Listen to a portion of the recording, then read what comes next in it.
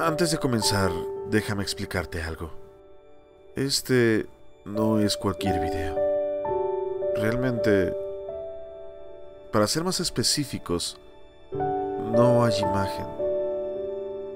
Es un cuento, una narración.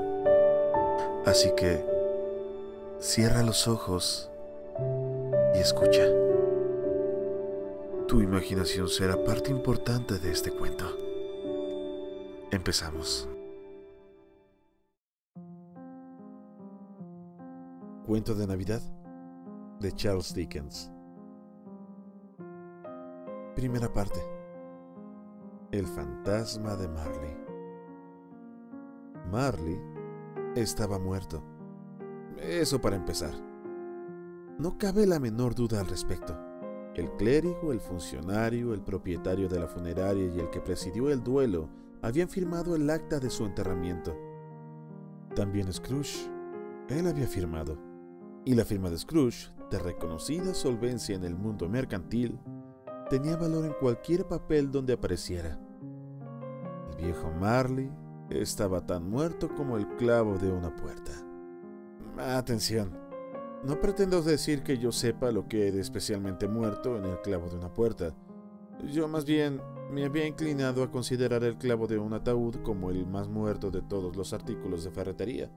Pero en el símil se contiene el buen juicio de nuestros ancestros, y no serán mis manos impías las que lo alteren. Por consiguiente, permítanme repetir enfáticamente que Marley estaba tan muerto como el clavo de una puerta. ¿Sabía Scrooge que estaba muerto? Claro que sí, ¿cómo no iba a saberlo? Scrooge y él habían sido socios durante no sé cuántos años. Scrooge fue su único albacea testamentario, su único administrador, su único asignatario, su único heredero residual, su único amigo y el único que llevó luto por él. Y ni siquiera Scrooge quedó terriblemente afectado por el luctuoso suceso. Siguió siendo un excelente hombre de negocios el mismísimo día del funeral, que fue solemnizado por él a precio de ganga. La mención del funeral de Marley me hace retroceder al punto en que empecé. No cabe duda de que Marley estaba muerto. Es preciso comprenderlo con toda claridad, pues de otro modo no habría nada prodigioso en la historia que voy a relatar. Si no estuviésemos completamente convencidos de que el padre de Hamlet ya había fallecido antes de levantarse el telón, no habría nada notable en sus paseos nocturnos por las murallas de su propiedad, con viento del este, como para causar asombro, en sentido literal, en la mente enfermiza de su hijo. Sería como si cualquier otro caballero de mediana edad saliese irreflexivamente tras la caída de la noche a un lugar oreado, por ejemplo, el camposanto de São Paulo. Scrooge nunca tachó el nombre del viejo Marley. Años después, allí seguía sobre la entrada del almacén, Scrooge y Marley. La firma comercial era conocida por Scrooge y Marley.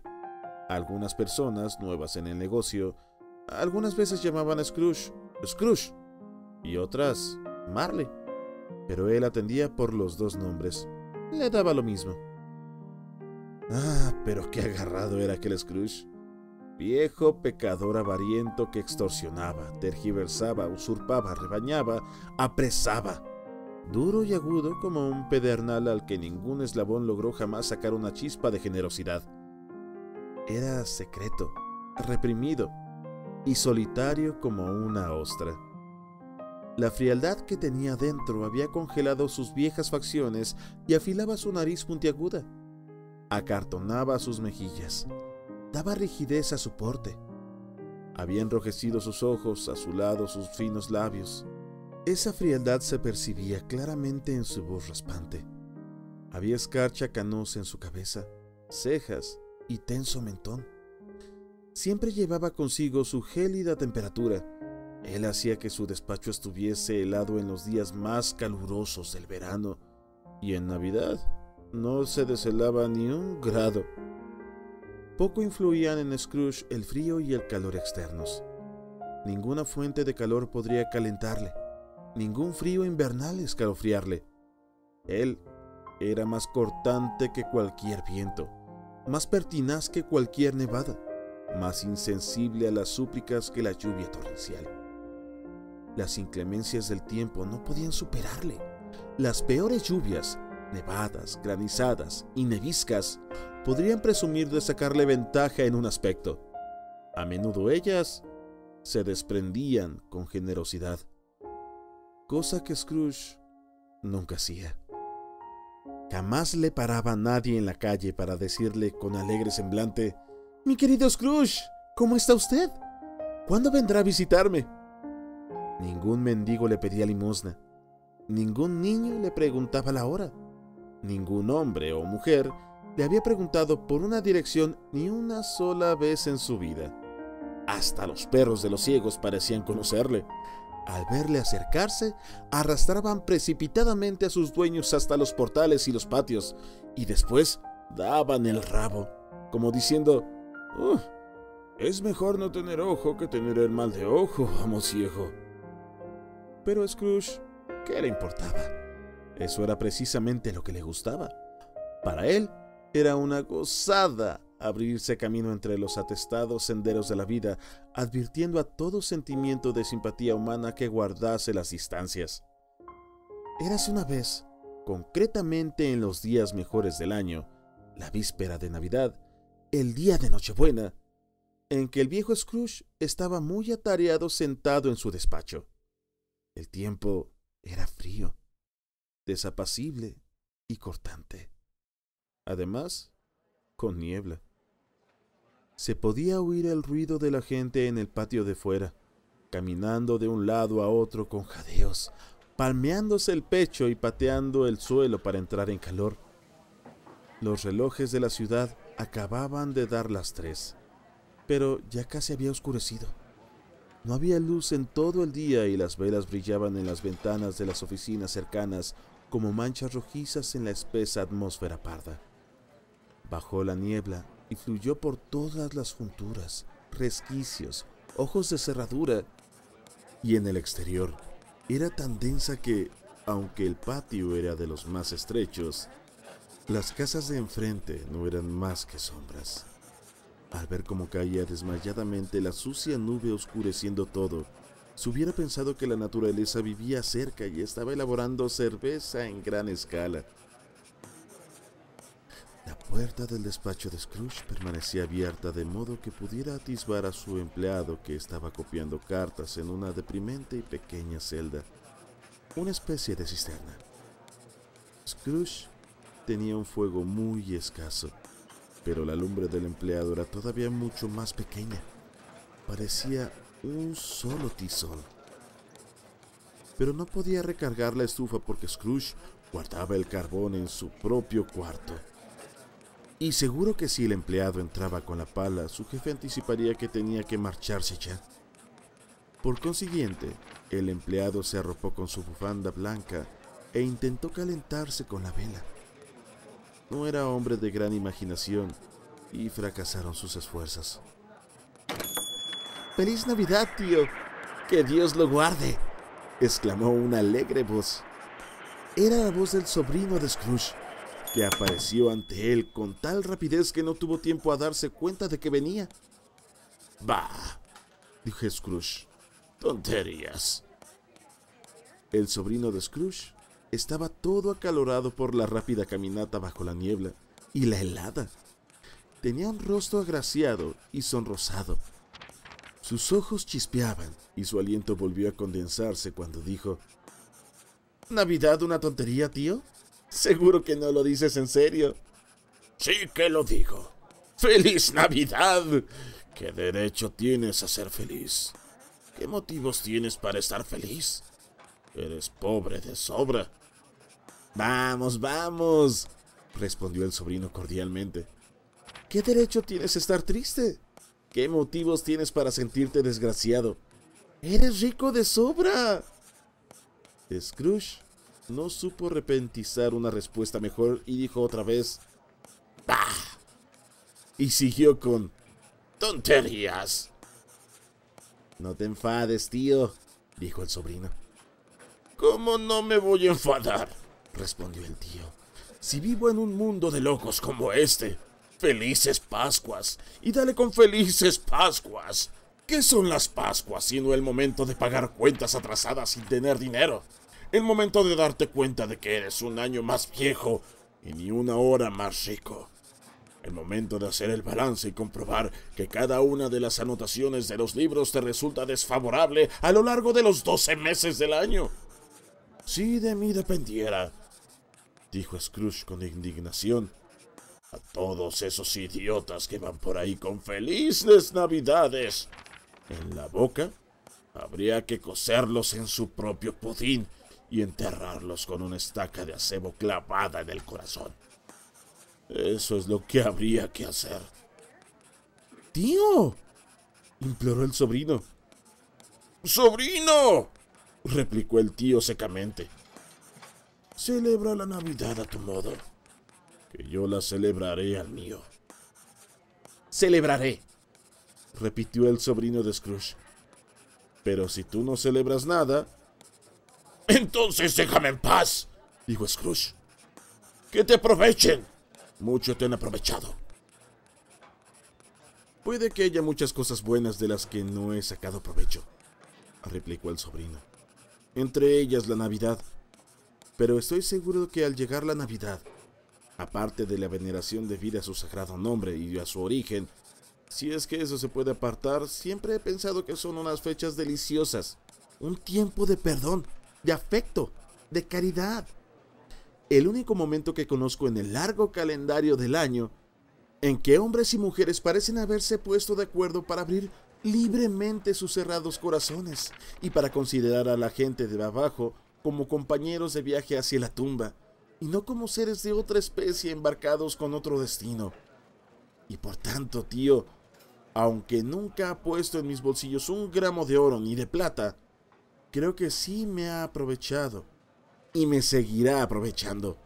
Por eso digo, bendita sea. El escribiente de la camiseta aplaudió involuntariamente. Se dio cuenta en el acto de su inconveniencia. Se puso a hurgar en la lumbre y se apagó del todo el último rescoldo. «Que oiga yo otro ruido de usted», dijo Scrooge, «y va a celebrar la Navidad con la pérdida del empleo». Y volviéndose hacia su sobrino le dijo: «Es usted un orador convincente, señor. Me pregunto por qué no está en el Parlamento». «No te enfades, tío. Vamos, cena con nosotros mañana». Scrooge dijo que le acompañaría. Sí, de veras que lo dijo. Pero completó la frase diciendo que le acompañaría antes en la calamidad. «¿Pero por qué?», exclamó el sobrino de Scrooge. «¿Por qué?». «¿Por qué te casaste?», dijo Scrooge. «Porque me enamoré». «¿Por qué te enamoraste?», gruñó Scrooge, como si fuese la única cosa en el mundo más ridícula que una feliz Navidad. «Buenas tardes». «No, tío, tú nunca venías a verme antes de hacerlo. ¿Por qué lo pones como excusa para no venir ahora?». «Buenas tardes», dijo Scrooge. «No quiero nada de ti. No te estoy pidiendo nada. ¿Por qué no podemos ser amigos?». «Buenas tardes», dijo Scrooge. «Lamento de todo corazón verte tan inflexible. Tú y yo no hemos tenido ninguna querella, al menos por mi parte. Pero he hecho esta prueba en honor a la Navidad y mantendré el espíritu de la Navidad hasta el final. Así pues, felices Pascuas, tío». «Buenas tardes», dijo Scrooge. A pesar de todo, el sobrino salió del cuarto sin una palabra de enfado.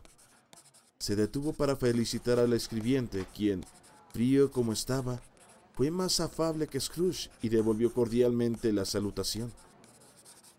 «Otro que también habla», murmuró Scrooge, que le había oído.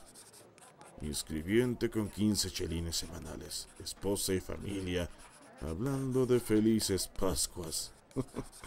Es para meterse en un manicomio. Aquel lunático, al acompañar al sobrino de Scrooge hasta la puerta, dejó entrar a otras 2 personas. Eran unos caballeros corpulentos de agradable presencia, y ahora estaban de pie, descubiertos, en el despacho de Scrooge. Llevaban en la mano libros y papeles, y le saludaron con una inclinación de cabeza. «De Scrooge y Marley, creo», dijo uno de los caballeros comprobando su lista. «¿Tengo el placer de dirigirme a Mr. Scrooge o a Mr. Marley?» «Mr. Marley lleva muerto estos últimos 7 años», repuso Scrooge. «Murió hace 7 años esta misma noche». «No nos cabe duda de que su generosidad está bien representada por su socio», dijo el caballero presentando sus credenciales. Y era cierto, porque ellos habían sido 2 almas gemelas. Al oír la ominosa palabra generosidad, Scrooge frunció el ceño. Negó con la cabeza y devolvió las credenciales. «En estas festividades, Mr. Scrooge», dijo el caballero tomando una pluma, «es más deseable que nunca que hagamos alguna ligera provisión para los pobres y menesterosos, que sufren muchísimo en estos momentos. Muchos miles carecen de lo más indispensable, y cientos de miles necesitan una ayuda, señor». «¿Ya no hay cárceles?», preguntó Scrooge. «Está lleno de cárceles», dijo el caballero volviendo a posar la pluma. «¿Y los asilos de la Unión?», inquirió Scrooge. «¿Siguen en activo?». «Sí, todavía siguen», afirmó el caballero, «y desearía poder decir que no». «Entonces, ¿están en pleno vigor la ley de pobres y el tresmil?», dijo Scrooge. «Los dos muy atareados, señor». «Ah, me temía, con lo que usted dijo al principio, que hubiera ocurrido algo que les impidiera seguir sus beneficiosos derroteros. Me alegro mucho oírlo». Teniendo la impresión de que esas instituciones probablemente no proporcionan a las masas alegría cristiana de mente ni de cuerpo, respondió el caballero, unos cuantos de nosotros estamos intentando reunir fondos para comprar a los pobres algo de comida y bebida y medios de calentarse. Hemos elegido estas fechas porque es cuando la necesidad se sufre con mayor intensidad y más alegra la abundancia. ¿Con cuánto le apunto?» «Con nada», replicó Scrooge. «¿Desea usted mantener el anonimato?». «Deseo que me dejen en paz», dijo Scrooge. «Ya que me preguntan lo que deseo, caballeros, esa es mi respuesta. Yo no celebro la Navidad, y no puedo permitirme el lujo que gente ociosa la celebre a mi costa. Colaboro en el sostenimiento de los establecimientos que he mencionado. Ya me cuestan bastante, y quienes están en mala situación deben ir a ellos. Muchos no pueden ir, y muchos preferirían la muerte antes que ir. Si preferirían morirse, que lo hagan. Es lo mejor. Así descendería el exceso de población. Además, y ustedes perdonen, a mí no me consta». «Pero usted tiene que saberlo», observó el caballero. «No es mi asunto», respondió Scrooge. «A un hombre le basta con dedicarse a sus propios asuntos sin interferir en los de los demás. Los míos me tienen a mí continuamente ocupado. Buenas tardes, caballeros». Viendo claramente que sería inútil seguir insistiendo, los caballeros se retiraron. Scrooge reanudó sus ocupaciones con una opinión de sí mismo muy mejorada y mejor humor del que en él era habitual.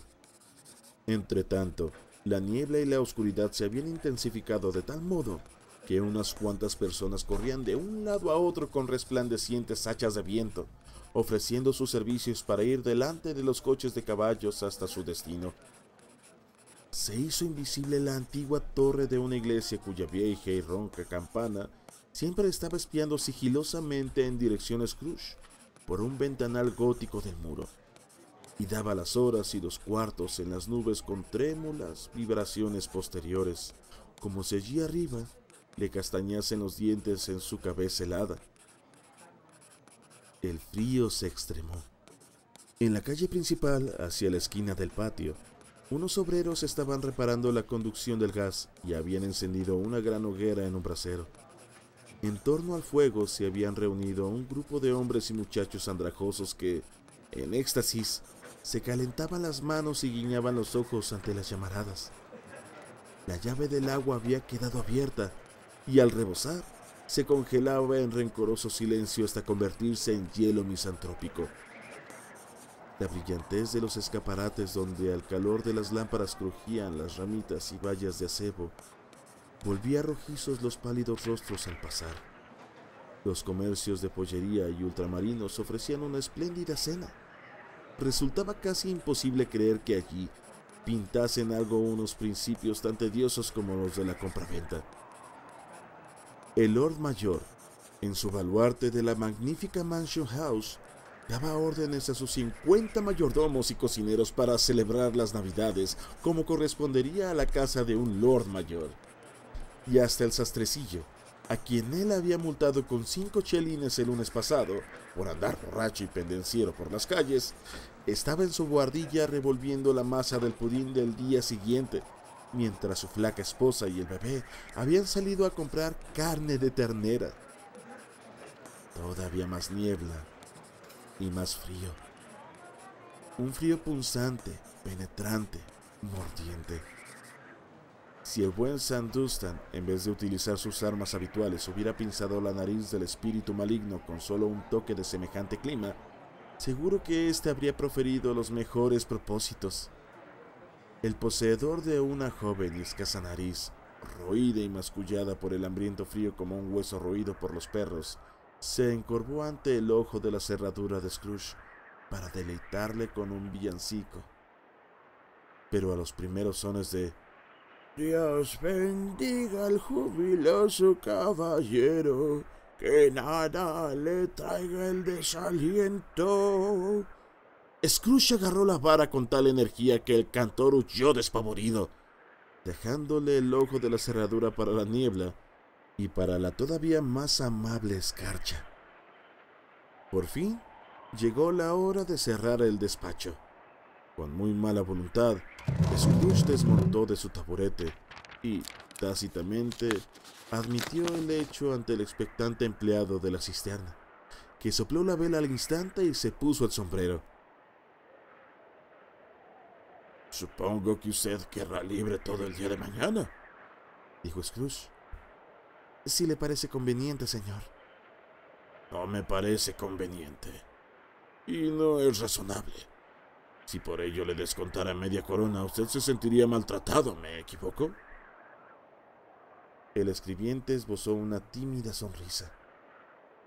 «Y sin embargo», dijo Scrooge, ¿no cree usted que el maltratado sea yo cuando pago un jornal sin que se trabaje? El escribiente comentó que solo se trataba de una vez al año. «Es una excusa muy pobre para saquear el bolsillo de un hombre cada 25 de diciembre», dijo Scrooge, abotonándose el abrigo hasta la barbilla. «Pero supongo que deberá tener el día completo. A la mañana siguiente preséntese aquí lo antes posible». El escribiente prometió que así lo haría, y Scrooge salió gruñendo. En un abrir y cerrar de ojos quedó clausurado el establecimiento. El escribiente, con los largos extremos de la bufanda colgando por debajo de su cintura, no lucía abrigo. Se lanzó 20 veces por un tobogán en Cornhill, a la cola de una fila de chicos, en honor de la Nochebuena. Luego corrió a su casa en Camden Town, lo más deprisa que pudo, para jugar a la gallina ciega. Scrooge tomó su triste cena en su habitual triste taberna. Leyó todos los periódicos y se entretuvo el resto de la velada con su libro de cuentas. Después se marchó a su casa para acostarse. Vivía en unas habitaciones que habían pertenecido a su difunto socio. Era una lóbrega serie de cuartos en un desvencijado edificio aplastado en el fondo de un patio, donde desentonaba tanto que uno podía fácilmente imaginar que había corrido hacia allí cuando era una casa jovencita, jugando al escondite con otras casas y había olvidado el camino de salida. Ahora ya era lo bastante vieja y lo bastante lúgubre para que nadie viviese en ella, salvo Scrooge. Todas las demás habitaciones estaban alquiladas para oficinas. El patio estaba tan oscuro que el mismo Scrooge, que conocía cada piedra, no dudó en ir tanteando con las manos. La niebla y la escarcha pendían sobre el negro y viejo portón de la casa. Parecía que el genio del tiempo estaba sentado en el umbral, en dolientes meditaciones. Ahora bien, es una realidad que el aldabón no tenía nada especial excepto que era muy grande. También es cierto que Scrooge lo había visto noche y día durante todo el tiempo que llevaba residiendo en aquel lugar. Cierto también que Scrooge tenía tan poco de eso que se llama fantasía como cualquier hombre en la City de Londres, incluyendo, que ya es decir, la corporación municipal, los concejales electos y los miembros de la Cámara de Gremios. Téngase también en cuenta que Scrooge no había dedicado un solo pensamiento a Marley desde que había mencionado aquella tarde el fallecimiento de su socio 7 años atrás. Y entonces, que alguien me explique, si es que puede, cómo ocurrió que al meter la llave en la cerradura de la puerta y sin que se diera un proceso intermedio de cambio, Scrooge no vio un aldabón, sino el rostro de Marley en el aldabón. El rostro de Marley. No era una sombra impenetrable como los demás objetos del patio, sino que tenía una luz mortecina a su alrededor, como una langosta podrida en una despensa oscura. No mostraba enfado ni ferocidad, pero miraba a Scrooge como Marley solía hacerlo, con fantasmagóricos lentes colocados hacia arriba, sobre su frente fantasmal. Sus cabellos se movían de una manera extraña, como si alguien los soplara o les aplicara un chorro de aire caliente, y aunque tenía los ojos muy abiertos, mantenían una inmovilidad perfecta. Esto y su coloración lívida le hacían horripilante. Pero a pesar del rostro y de su control, el horror parecía ser algo más que una parte de su propia expresión. Cuando Scrooge miraba fijamente este fenómeno, volvió nuevamente a ser un aldabón. No sería cierto afirmar que no estaba sobresaltado o que sus venas no notaban una sensación terrible que no había vuelto a experimentar desde su infancia, pero puso la mano en la llave que había soltado, la hizo girar con energía, entró y encendió la vela. Con una indecisión momentánea, antes de cerrar la puerta, hizo una pausa y miró cautelosamente hacia atrás, como si esperase el susto de ver la coleta de Marley asomando por el lado del recibidor. Pero en el otro lado de la puerta no había más que los tomillos y las tuercas que sujetaban el aldabón. De manera que dijo, «¡Bah! ¡Bah!», y la cerró de un portazo. El ruido retumbó por toda la casa como un trueno. Todas las habitaciones de arriba y todos los barriles de la bodega del vinatero, abajo, parecían tener una escala propia y distinta de ecos. Scrooge no era hombre que se asustara con los ecos. Aseguró el cierre de la puerta, atravesó el recibidor y comenzó a subir las escaleras, pero lentamente y despabilando la vela. Se podría hablar por hablar sobre la manera de conducir una diligencia de 6 caballos por un buen tramo de viejas escaleras o a través de una mala y reciente ley de parlamento. Pero si digo de veras que se podría subir por aquellas escaleras con una carroza fúnebre y ponerla a lo ancho, con el balancín hacia la pared y la puerta hacia la balaustrada, y se podría hacer con facilidad. Había anchura suficiente y aún sobraría sitio. Tal vez por esta razón, Scrooge pensó que veía moverse delante de él, en la penumbra, un coche de pompas fúnebres. Media docena de lámparas de gas del alumbrado público no hubieran sido excesivas para iluminar la entrada de la casa, de manera que se puede imaginar la oscuridad que había con la vela de cebo de Scrooge. Siguió subiendo sin importarle un comino. La oscuridad es barata y a Scrooge le gustaba. Pero antes de cerrar su pesada puerta, recorrió las habitaciones para ver si todo estaba en orden. Deseaba hacerlo porque seguía recordando el rostro. Cuarto de estar, dormitorio, trastero. Todo como debía estar. Nadie bajo la mesa, nadie bajo el sofá, una pequeña lumbre en la parrilla de la chimenea, cuchara y bol preparados, y sobre la repisa de la chimenea el casillo de las gachas. Scrooge estaba resfriado. Nadie bajo la cama, nadie dentro del armario, nadie metido en su bata que colgaba contra la pared en actitud sospechosa. El trastero, como de costumbre, el viejo guardafuegos, zapatos viejos, 2 cestas de pesca, un palanganero de 3 patas y un atizador. Bastante satisfecho, cerró su puerta y se atrancó por dentro echando un doble cierre, cosa que no solía hacer. Así, a salvo de sorpresa, se quitó la corbata, se puso la bata y las zapatillas, el gorro de dormir, y se sentó junto al fuego para tomarse las gachas. Era una lumbre muy débil para una noche tan cruda. No tuvo más remedio que arrimarse a ella como si estuviera incubando, para sacar de aquel puñadito de combustible la mínima sensación de calor. La chimenea era antigua, construida hacía mucho tiempo por algún comerciante holandés, y todo su contorno estaba alicatado con pintorescos azulejos holandeses que ilustraban las sagradas escrituras.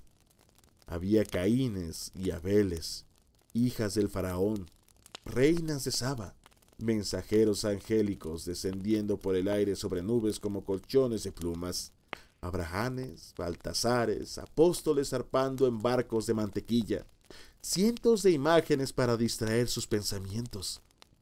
Sin embargo, aquel rostro de Marley, muerto 7 años antes, venía como el antiguo cayado del profeta y se lo tragaba todo. Si cada uno de los lisos azulejos hubiese estado en blanco y Scrooge hubiese tenido la facultad de representar en su superficie alguna figura extraída de los dispersos fragmentos de su pensamiento, en cada uno de ellos habría aparecido una copia de la cabeza del viejo Marley. ¡Tonterías!, dijo Scrooge, y empezó a caminar por la habitación. Dio varias vueltas y volvió a sentarse. Al apoyar la cabeza en el respaldo de la butaca, su mirada fue a posarse sobre una campanilla fuera de use que colgaba en el cuarto y, con algún propósito ahora olvidado, comunicaba con un aposento situado en el piso más alto del edificio. Con gran sorpresa y con un miedo extraño, inexplicable, cuando la estaba mirando, vio que la campanilla comenzaba a oscilar. Al principio se balanceaba tan poco que apenas hacía ruido, pero pronto repicó fuerte, y también lo hicieron todas las demás campanillas de la casa. La cosa debió durar medio minuto, tal vez 1 minuto, pero pareció 1 hora. Las campanillas enmudecieron igual que habían sonado, a la vez. Luego siguió un ruido estridente que venía de muy abajo, como si una persona estuviese arrastrando una pesada cadena sobre los barriles de la bodega del vinatero. Entonces, Scrooge recordó haber oído que en las casas embrujadas los fantasmas arrastraban cadenas. La puerta de la bodega se abrió de repente con un estruendo, y Scrooge oyó aquel ruido con más claridad en los pisos de abajo. Luego, subiendo por las escaleras, y seguidamente aproximándose directamente hacia su puerta. ¡Siguen siendo tonterías!, dijo Scrooge. ¡No me lo puedo creer! No obstante, se le demudó el color cuando, sin pausa, aquello atravesó la pesada puerta y se quedó en la habitación ante sus ojos. Cuando estaba entrando, las mortecinas llamas saltaron como si exclamasen: ¡Lo conocemos! ¡Es el fantasma de Marley! Y volvieron a decaer. El mismo rostro, el mismísimo Marley, como siempre, con su coleta, chaleco, calzas y botas. Las borlas de las botas tiesas y erectas, al igual que las coletas, los faldones de la levita y los caballos. La cadena que arrastraba la ceñía por medio cuerpo. Era larga y se le enroscaba como una cola. Estaba hecha, Scrooge la observó atentamente, con arquillas para dinero, llaves, candados, libros de contabilidad, escrituras de compraventa y pesadas talegas de acero. Su cuerpo era tan transparente que al observarlo y mirar a través de su chaleco, Scrooge podía ver los 2 botones de la espalda de la levita. Scrooge había oído decir frecuentemente que Marley no tenía entrañas, pero nunca se lo había creído hasta ahora. No, ni siquiera ahora se lo creía. Aunque miraba al fantasma de arriba a abajo y la veía de pie ante él. Aunque percibía el escalofriante influjo de sus ojos, mortalmente fríos. Aunque observó incluso la textura del paño doblado que le enmascaraba la cara, desde la barbilla hasta la cabeza, envoltura que no había notado antes. Aún seguía incrédulo y luchaba contra sus propios sentidos. ¿Qué significa esto?, dijo Scrooge, cáustico y frío como nunca. ¿Qué se le ha perdido aquí? Mucho. Era la voz de Marley, sin la menor duda. ¿Quién eres tú? Pregúntame. ¿Quién fui? ¿Quién fuiste?, dijo Scrooge alzando la voz. Eres puntilloso, como sombra, iba a decir, para ser una sombra, pero le pareció más apropiado lo otro. En vida yo fui tu socio, Jacob Marley. ¿Puedes sentarte?, preguntó Scrooge mirándole dubitativamente. Sí puedo. Entonces hazlo. Scrooge había formulado la pregunta porque no sabía si un fantasma tan transparente podía estar en condiciones de tomar asiento. Presentía que, en caso de que le resultara imposible, tal vez sería necesaria una explicación embarazosa. Pero el fantasma se sentó al otro lado de la chimenea como si estuviera acostumbrado. «Tú no crees en mí», observó el fantasma. «No, yo no», dijo Scrooge. «¿Qué otra demostración quieres de mi existencia, además de la de tus sentidos?» «No lo sé», dijo Scrooge. «¿Por qué dudas de tus sentidos?» «¿Por qué?», dijo Scrooge. «Cualquier cosa les afecta. Un ligero desarreglo intestinal les hace tramposos. Puede que tú seas un trocito de carne indigestada o un chorrito de mostaza, una migaja de queso, un fragmento de patata medio cruda. Hay en ti más salsa de carne que carne de tu tumba, sea quien seas». Scrooge no tenía mucha costumbre de hacer chistes y en modo alguno se sentía gracioso entonces. La verdad es que intentaba estar ingenioso para distraerse y dominar el terror que le invadía. La voz del espectro le removía hasta la médula de los huesos. Scrooge presentía que iba a desmoronarse si seguía sentado en silencio, sin apartar la mirada de aquellos ojos inmóviles, vítreos. También había algo muy espantoso en el halo infernal que envolvía al espectro. Scrooge no podía verlo, pero se notaba claramente, pues aunque el fantasma estaba sentado en perfecta inmovilidad, su cabello, faldones y borlas seguían agitándose como por el vapor caliente de un horno. ¿Es este palillo de dientes?, dijo Scrooge, volviéndose con rapidez a la carga por el motivo ya señalado, y deseando apartar de sí, aunque fuera tan solo un segundo, la petrificada mirada de la aparición. «Lo veo». «No lo estás mirando, pero lo veo», dijo el fantasma. «De todos modos, lo veo». «Bueno», prosiguió Scrooge, «solo tengo que tragármelo y el resto de mis días me veré perseguido por una legión de diablos, todos de mi propia creación. ¡Tonterías! Eso es lo que te digo, tonterías». En ese momento el espíritu lanzó un espeluznante quejido y sacudió la cadena con un ruido tan lúgubre y aterrador que Scrooge tuvo que agarrarse a los brazos del sillón para no caer desvanecido. Pero el espanto fue todavía mayor cuando, al quitar el fantasma la venda que enmarcaba su rostro, como si dentro de la casa le sofocara el calor, se le desmoronó la mandíbula inferior sobre el pecho. Scrooge cayó de rodillas y con manos entrelazadas imploró ante él. ¡Piedad!, exclamó. ¡Horrenda aparición! ¿Por qué me atormentas? ¡Materialista!, replicó el fantasma. ¿Crees o no crees en mí?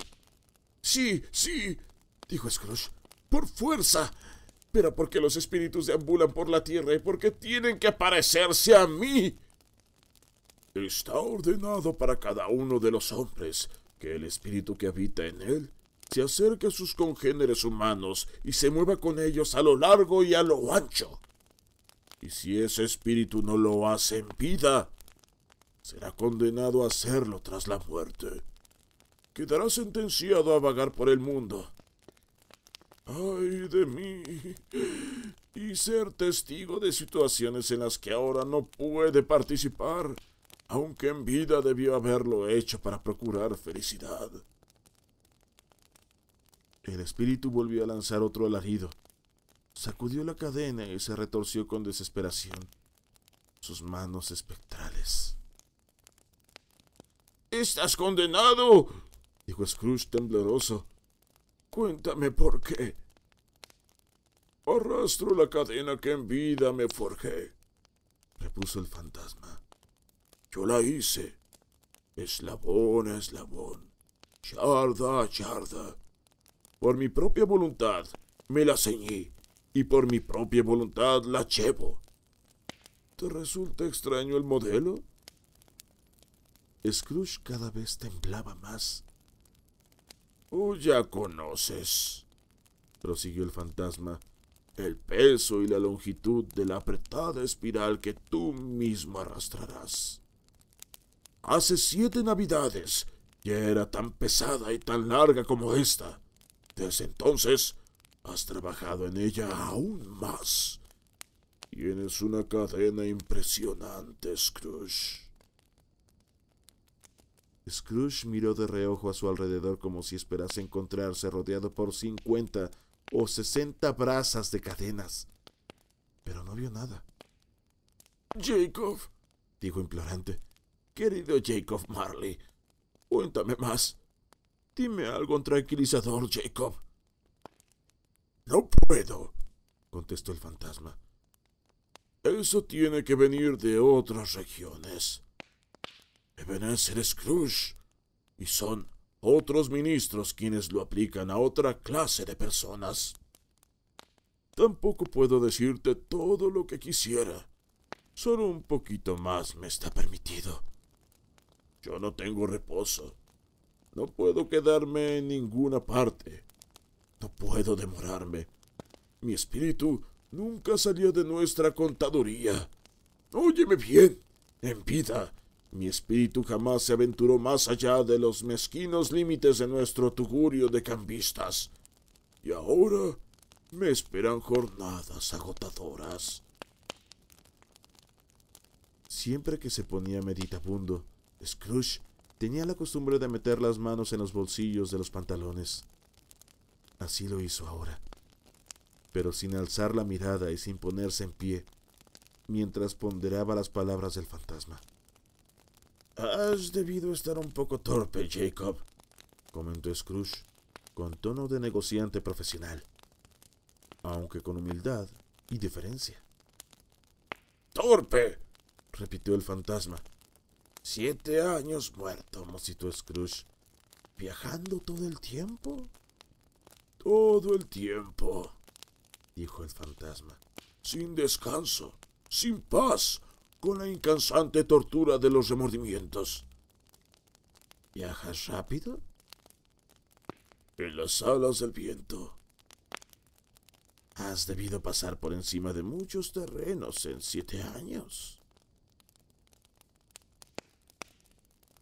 Al oír esto, El fantasma dio otro alarido y restalló las cadenas en el silencio de muerte de la noche, con tal estrépito que la patrulla nocturna habría tenido toda la razón si lo hubiesen denunciado por escándalo público. ¡Oh, cautivo! ¡Preso! ¡Arrojado! Gimió el fantasma. Sin saber que son necesarios años y años de incesante labor de criaturas inmortales para que esta tierra entre en la eternidad después de haber hecho en ella todo el bien que sea posible. Sin saber que todo espíritu cristiano, actuando caritativamente en su pequeña esfera, sea la que sea, se encontrará con que su vida mortal es demasiado breve para sus grandes posibilidades de servicio, sin saber que ninguna clase de arrepentimiento podrá enmendar las oportunidades perdidas en la vida. Y ese fui yo. ¡Ah! Eso me sucedió. Pero tú siempre fuiste un buen hombre de negocios, Jacob, balbuceó Scrooge, que ahora empezaba a aplicarse el cuento. ¡Negocios!, exclamó el fantasma entrelazando otra vez las manos. El género humano era asunto mío. El bienestar general era negocio mío. La caridad, la compasión, paciencia y benevolencia eran todas de mi incumbencia. Mis relaciones comerciales no eran más que una gota de agua en el anchuroso océano de mis asuntos. Levantó la cadena con el brazo extendido, como si ella fuera la causa de su irreparable dolor, y la tiró con violencia contra el suelo. En esta época del año es cuando sufro más, dijo el espectro. ¿Por qué habré andado entre la multitud de mis semejantes con la mirada baja, sin alzar nunca mis ojos hacia esa bendita estrella que guió a los santos reyes hasta el humilde portal? Como si no existieran hogares a los que me hubiera podido conducir su luz.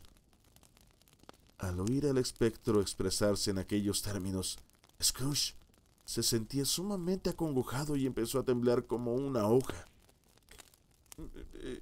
«Escúchame», exclamó el fantasma. «Mi tiempo se acaba». «Lo haré», dijo Scrooge. «Pero no seas cruel. No te pongas poético, Jacob. Te lo suplico. No podría decirte cómo me aparezco ante ti de manera visible, pero he estado sentado a tu lado, invisible, durante días y días». No era una idea muy agradable. Scrooge se estremeció y enjugó el sudor de su frente. «Y no es una parte ligera de mi penitencia», prosiguió el fantasma. «Esta noche estoy aquí para advertirte que aún te queda una oportunidad para escapar a un destino como el mío. Una oportunidad, una esperanza que yo te he conseguido, Ebenezer». «Siempre fuiste buen amigo», dijo Scrooge. «Gracias». «Vas a ser hechizado por 3 espíritus», continuó el fantasma. El semblante de Scrooge se quedó casi tan desencajado como el del fantasma. «¿Era eso la oportunidad y la esperanza que mencionaste, Jacob?», preguntó con voz quebrada. «Lo es». Yo casi estoy pensando que mejor no». «Sin esas visitas», dijo el fantasma, «no tendrás esperanza de evitar un destino como el mío. El primero vendrá mañana, cuando las campanas den la 1. «¿No podrían venir los 3 y acabar de una vez, Jacob?», insinuó Scrooge. «Espera al segundo a la noche siguiente, a la misma hora. El tercero a la siguiente noche, cuando se extinga la vibración de la última campanada de las 12. No volverás a verme. Y por la cuenta que te sigue, recuerda todo lo que ha sucedido entre nosotros». Tras pronunciar estas palabras, el espectro recogió el pañuelo de encima de la mesa y se lo volvió a enrollar bajo la mandíbula, tal como lo tenía antes. Scrooge supo que así lo había hecho por el sonido de los dientes al chocar cuando el vendaje volvió a juntar las mandíbulas. Se atrevió a levantar la mirada otra vez y se encontró con el visitante sobrenatural encarándole en actitud erguida, con la cadena enroscada en el brazo. La aparición se alejó, retrocediendo, y a cada paso que daba, la ventana se iba abriendo poco a poco, de manera que al llegar al espectro, estaba abierta de par en par. Le hizo señas a Scrooge para que se aproximase y éste así lo hizo. Cuando estaba a 2 pasos de distancia, el fantasma de Marley levantó la mano para advertirle que no siguiera acercándose. Scrooge se detuvo. Se detuvo más por miedo y sorpresa que por obediencia. Nada más levantar la mano comenzaron a oírse extraños ruidos, sonidos incoherentes de la lamentación y pesar, quejidos de indecible arrepentimiento y compulsión. El espectro, tras escuchar por un momento, se unió al macabro gorigori y salió flotando hacia la negra y siniestra noche. Scrooge continuó hasta la ventana con desesperada curiosidad. Se asomó. Por el aire se movían sin descanso, de un lado a otro, numerosísimos fantasmas que gemían al pasar. Todos llevaban cadenas como las del fantasma de Marley. Unos cuantos, tal vez gobiernos culpables, iban encadenados en grupo. Ninguno estaba libre de cadenas. Scrooge había conocido en vida a muchos de ellos. Había tenido bastante relación con un viejo fantasma que llevaba un chaleco blanco y una monstruosa caja de caudales atada al tobillo, que lloraba compungido porque le era imposible auxiliar a una desdichada mujer con un hijito, a la que estaba viendo allá abajo y apoyada en el quicio de la puerta.